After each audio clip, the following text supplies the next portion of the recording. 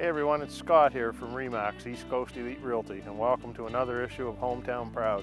Today we're slightly outside the Harvey rural community. We're actually in the neighboring village of Macadam, and after a fresh snowfall in New Brunswick last night, we thought what a better way to highlight a very unique and interesting business by longtime owners Bob and Kim Young up here in Macadam. This is Thunder and Lightning Motorsports, and we're going to go in and have a very unique and interesting conversation about what makes this thing run.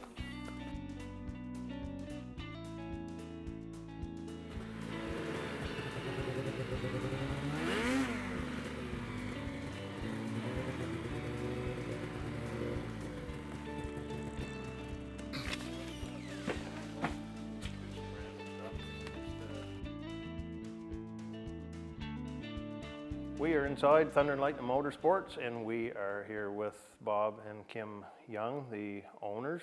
And guys, I guess I just introduced you, but go ahead. Tell us who you are.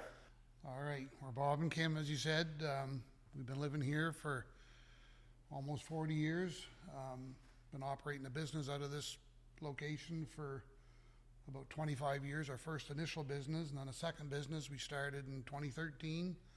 Which is a snowmobile business, and we work as a partnership here. Kim and I work together every day.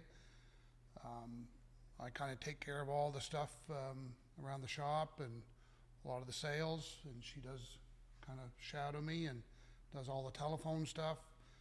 I take care of all the Facebook, internet stuff, so together we really kind of, we take care of business here, and we've been doing it this way for a long time. Awesome. So Thunder and Lightning, how did that come to origin? Tell us about the name. Well, the name is kind of unique, I guess.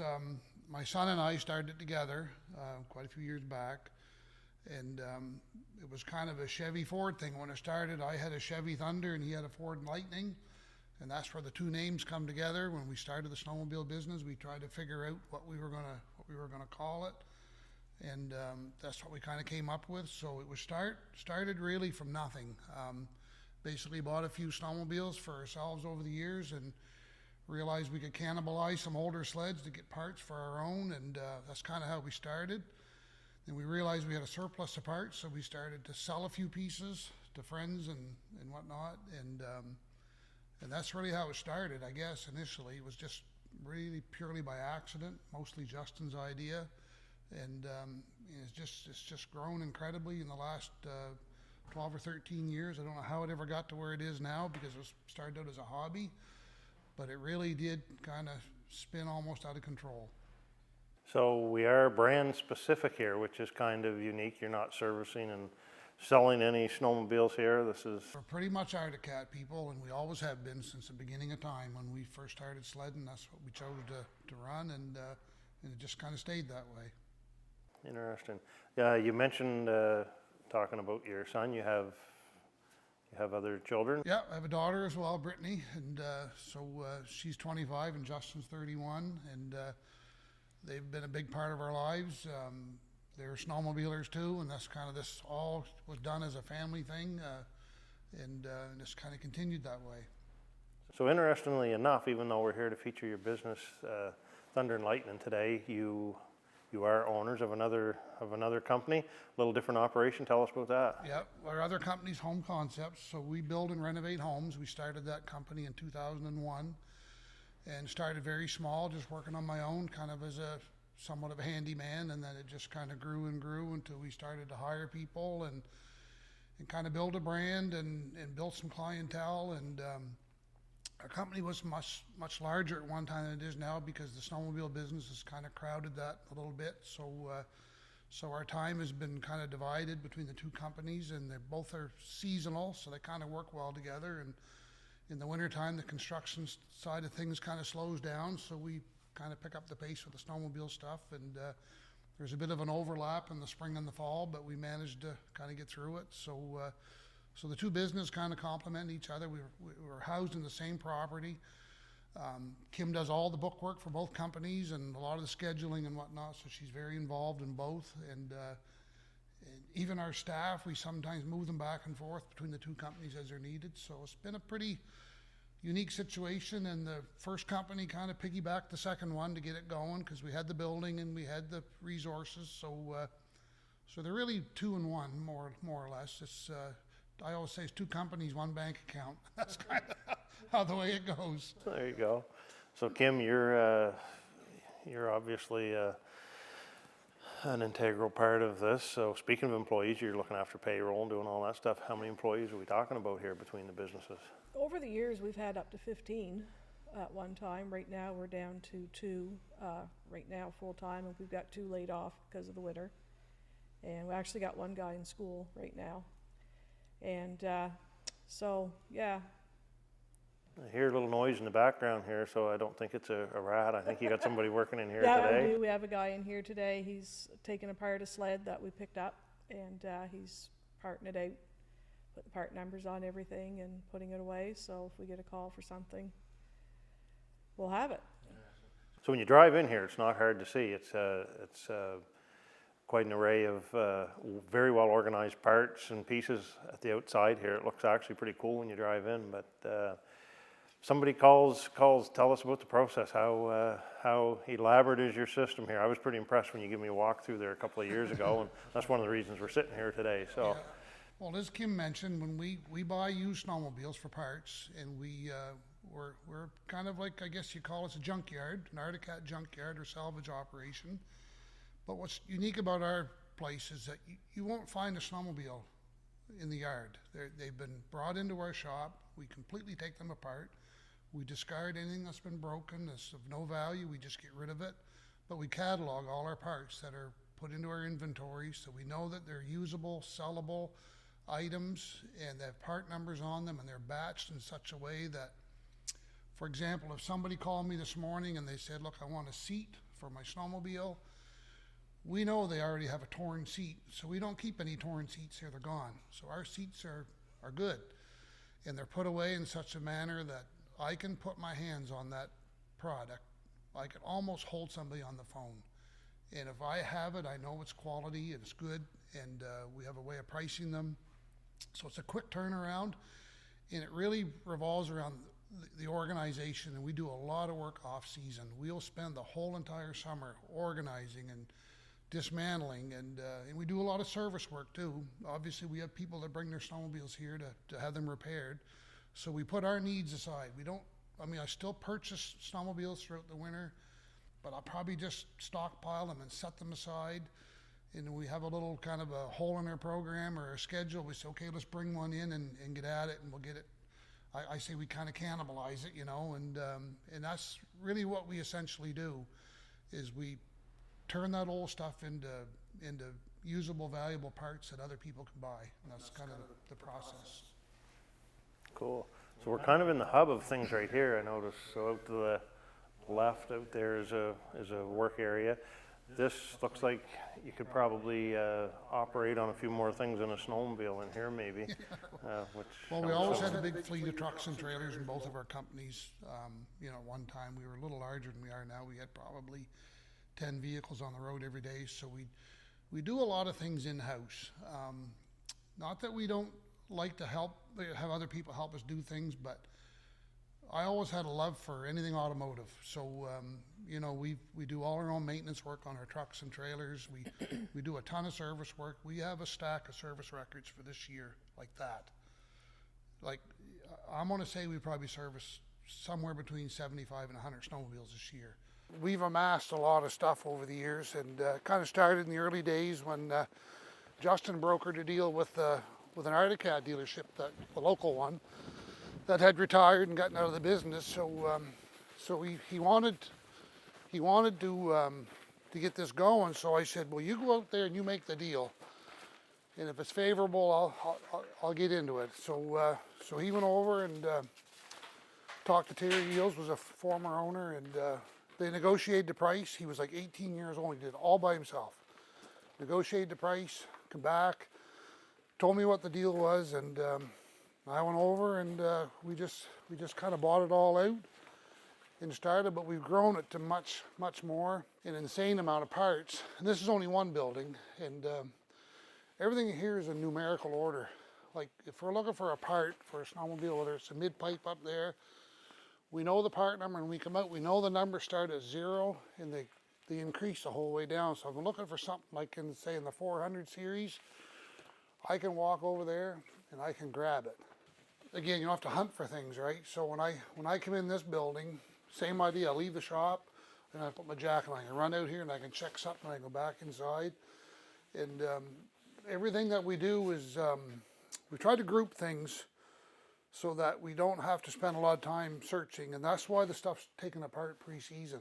Because if somebody called and they wanted this item, and it's on a snowmobile out in the middle of the dooryard that's buried in snow, and you got to dig it out, you got to bring it inside, take this piece off, and then just to move it back out, we just felt that we were better off to just totally dismantle things on the front end rather than on the back end. So, you know, a lot of guys will come in and they'll say, holy smokes, how do you keep track of it all? Well, it's really pretty easy because I can just kind of pivot around and grab everything I need right here. So this is a big part of what I do every day. I would build no shortage of 4 or 5 clutches a day. So sometimes customers bring them in, I rebuild them, and sometimes I just rebuild our own stuff to make it sellable, I guess. So but anyway, this is a pretty cool part of what we do here, and like they're in and out. Sometimes quick things and sometimes big things. You know, where it's just a revolving door of activity here. So so this shop here, I think you can see there's a couple of snowmobiles in here right now, but normally there'd be a 4-wheel drive truck in here or a trailer, and that's a kind of it's a very fluid operation. There's stuff that it just comes in and it comes out. And in the snowmobile industry, it needs to come in and out very quickly. We don't put stuff in a compound here for 3 months to sit around and wait till we have time. We understand that this industry, we're now operating on a month of winter. The last few winters, we've had a month of snow. So when somebody's broke down, you know they want to be rolling as quickly as they can. So we stock a huge amount of parts, even new parts. And a lot of people call here primarily for used, but we fill in the blanks with new. And so if we have a sled come in for service, maybe that's been in an accident, and these body panels or suspension components, we can probably do most of it in used. When we get into doing engine repair, a lot of times new. So so just a variety of things that go on here, and it's a busy place. Like, we try to get stuff out the door by Friday, because we know people are going to want to go snowmobile on the weekend, and we just do what it takes. We work a lot of late nights and a lot of early mornings here. It's a very, very active business. Sounds like a lot of paperwork generated from all that. A lot. Keeps you going. I want to ask you too, one thing. A couple of years ago, I found something interesting when you and I were chatting on another matter.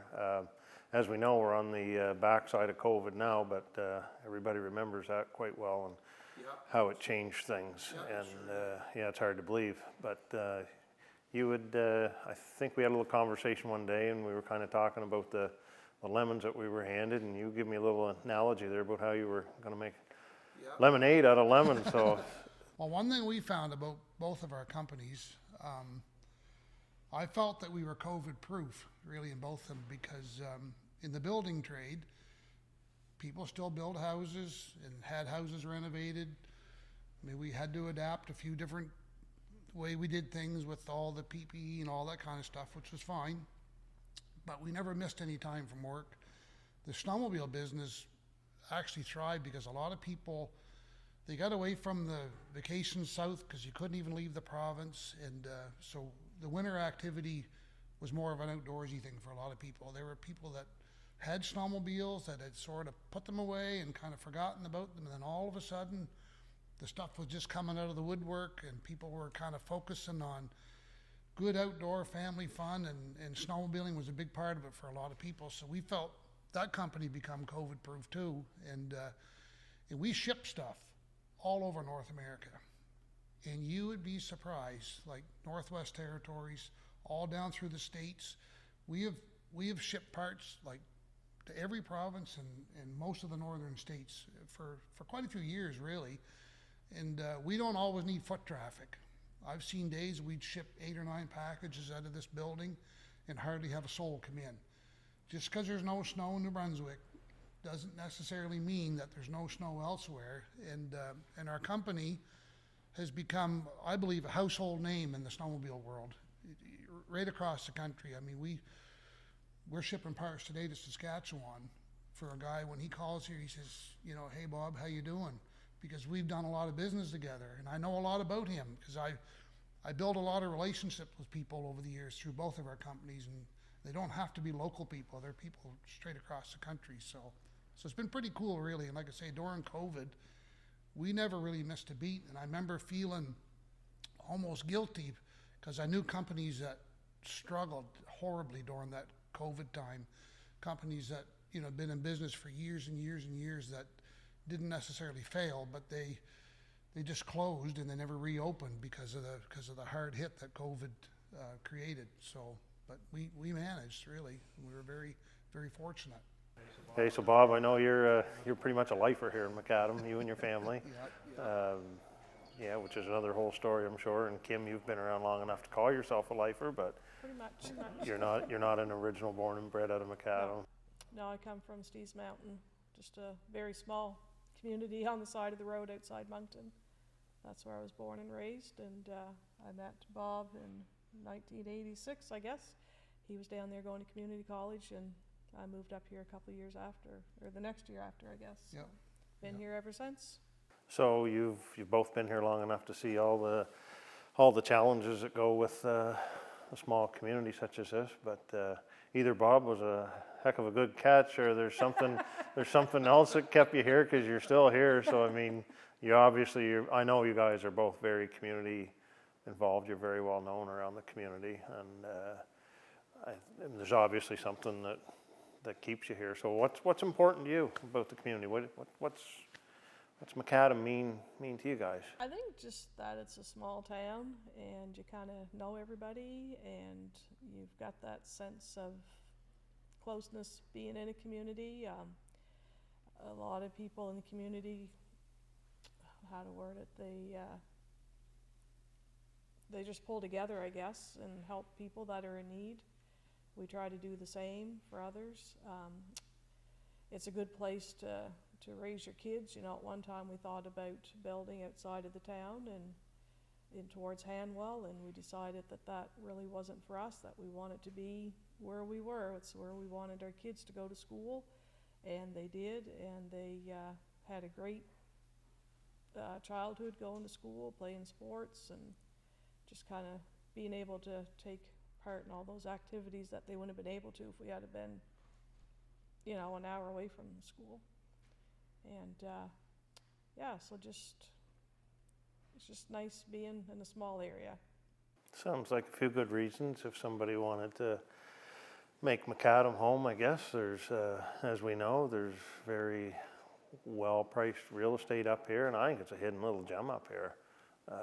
There's so much to offer, and you know, your business is obviously a very large contributor to the outdoor enthusiast, and which is a lot of what attracts people up here. Yeah. I think a lot of people that are from a small town maybe not even really, you sort of take things for granted. You know what I mean? Like if you live in a bigger city, there's things there that you take for granted. But I find a lot of times even people that start their life in a small town might move away, have a career outside of Macadam or outside the province, maybe go west. You hear a lot of people went to Ontario, Alberta, whatever, but they always somehow seem to be drawn back when they retire or later in life. And because I think there's a lot of comfort in a small town. My father did the very same thing. He joined the military right out of school, had a 20-year career in the military, always had a dream of having a small business.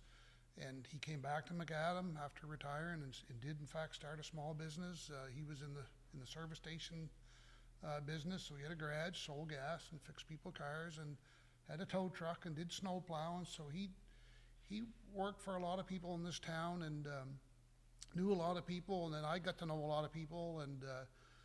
And I think when you're born into a family that's in a service type industry or service type business, you learn to connect with people in a different way.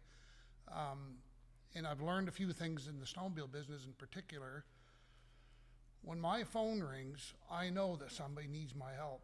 It's a given. They're not calling me they need something from me. And it's automatic. So when I reach over and I pick up that telephone, that person has called me because they sincerely need something that I have. And it's very empowering when that happens. And I'm always about about results. And in both of my business, it's always about positive outcomes. You know, if you're going to fix somebody's snowmobile or provide them with a part, or you're going to fix their house, or you're going to build them a house, we have thrived in our 25-year history of being in business of having positive end results. And anybody that runs a business that has that same mentality, I suspect would have some success. I don't look at every deal I make with somebody like it's the last deal. Like if I sold you a snowmobile part for your snowmobile, I don't think to myself, this is just a one-time thing. I try to make it so that it becomes a repeat situation, that I want to be your number one contact. And in our construction company, we have so much repeat business. We'll go to people's houses and we'll do a job, and before we leave, we're discussing what the next job is going to be. And it might be 2 years down the road, but there's a discussion as to how we're going to get back someday, do something else. And one of the biggest problems we've had in our construction companies, we book ahead about 2 years all the time. So when somebody asks me for their help, I just sometimes I can't help them, you know, not on the short term. I mean, I could in an emergency situation, but, you know, if you said, you know, hey, Bob, I want you to build me a new house, we're not looking at 2025, we're not looking at probably 2026, could be 2027, because we have so much stuff ahead, and we have this expectation or this anticipation that we're going to have some repeaters in there, some of our established clients that we know are going to call us. We know that it's coming. We don't know what it's going to be or exactly when, but we know it's there. And again, it's empowering. And anybody that starts a business like we did, if you look after the people the way they want to be looked after, those things will all take care of themselves. And anybody that's in business knows that. If you take care of people, they will take care of you. So. Absolutely, that's very, very well spoken, and that's a great problem to have. You know, not always good for the person that wants your service, but it's a true testimony to. You know, and I wish we had a bigger staff. You know, I think you know, there's a shortage of tradespeople. It's not just me. You know, we could use another mechanic in this shop. We could use more carpenters. Kim could use office help, and I think that's why we've become very internal. Like, we take care of as much stuff as we can, and because it does create the outcomes that we're after. You know, like we do subcontract people, there's no question, but we're very particular about who we choose to do those subcontracts for us, because again, we're still responsible for the outcomes. So if we could grow our business, not that we're getting older, and I mean, sometimes things quiet down. That's probably because everybody's getting tired and wore down, and I'm getting to the end of my career. I'm 57 years old. You know, I'm not looking to change the world at this point in my life. 25 years ago, I was a force to reckon with. I really was, because I was growing and building and digging, and it's not the same, you know. And I think a lot of tradespeople understand that it's hard work. And it's not for everybody. You know, we've put roofs on churches before, and I've been up there on them steeples looking around thinking, I ain't gonna do this forever, because it's a young man's game, kind of. So anyway, we've done well, and we have some amazing people in our company, some of which have been with us pretty much since the beginning. We've had a few people retire that worked here. So, you know, I'll probably be the next guy to retire, because a lot of my staff is younger than I am. But there's opportunity to no end for people that would like to do the things that I've done. I think it's just a simple business plan, you know. And my dad taught me this a long time ago. He said, you know, if you work hard, Bob, you'll be okay. And it's really pretty simple. When you break it down, that's all any of us really do, is you just work hard and make a good living, and that's about all you can really hope for in this world, I think. It is. I love it. I love that, because that's, I'm a firm believer in that. Sometimes you don't need a whole lot of recipes for success. You just need to get up in the morning and put your boots on and go to it. And I know you and I have had that conversation many times before. So I hope that some people watching this, and especially the younger people, are encouraged by. I mean, hard work pays off. That's at the end of the day, it does. And we're in a society today where that seems to be more prevalent than ever. We've grown a lot of amazing people in our company that are not here anymore. They've moved on to bigger and better things, which has been wonderful. Like, you know, we hope sometimes that you know, we can catapult people, and we've trained people to do, you know, anything from automotive work to carpentry work. Some of them are not here today, but we have people that have went on to become instructors in community college that started their, maybe didn't start here, but they were here and they got their license here and moved on from here. And I think that's a testament to what we do here. I've been a teacher for 25 years, basically, is what I've done. I've taught people the things that I know, and I'm self-taught because I never worked for a carpenter, and I never worked in an automotive garage before. So I learned on my own. I understand how difficult it is to learn things the hard way.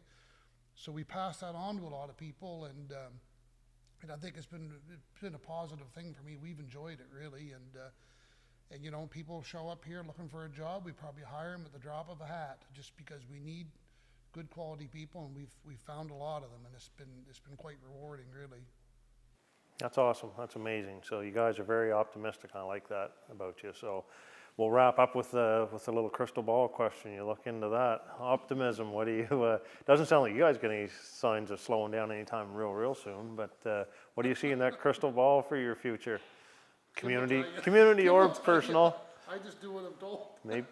Maybe she does see the retirement thing coming. It's definitely on the horizon. You Yeah. know, there's some things we'd like to do before we're too old to do them, and still young enough to be able to enjoy doing them. So we'll just kind of see. We're just going to kind of play it month by month and see what takes place for next winter, and just kind of go from there, I guess. Sometimes you have a sign when things are time, and we'll just kind of wait for that sign. Just roll with it, right? Yeah, exactly. Yeah. What do you see for the community? The community seems to be growing right now at this point, which is good. I think there's more kids than ever enrolled in school here now, and you know, so that's a good sign that we're getting some new people in and whatnot. So.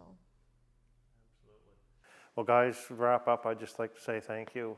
Thank you for taking time to sit down and do this. I think this is it's a very inspiring story that you have, and I'm sure everybody's proud to say that you're a very well-established. Well, thanks for the Well, opportunity to thank you. tell the very story. much. Thanks for coming to see us. So it's kind of fun to put it all out there, and like I say, we've had a lot of success.